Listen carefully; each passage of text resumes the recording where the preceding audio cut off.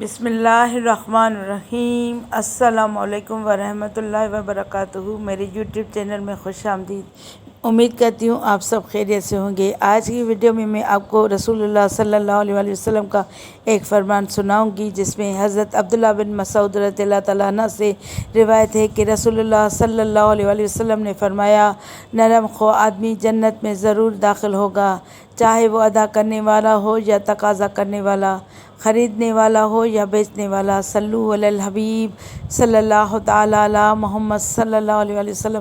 یہ مسند امام احمد بن حنبل کی جلد اول کی حدیث شریف ہے۔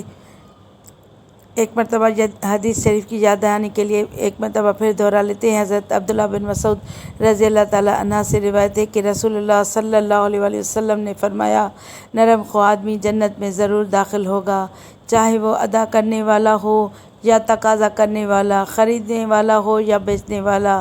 اس ویڈیو کو زیادہ سے زیادہ لائک کر کے شیئر کریں، اور اگر میرے چینل پہ نئے ہیں تو چینل کو سبسکرائب کر کے بیل آئیکن کو دبائیں، تاکہ میری ہر نئی ویڈیو کا نوٹیفیکیشن آپ کو سب سے پہلے ملے۔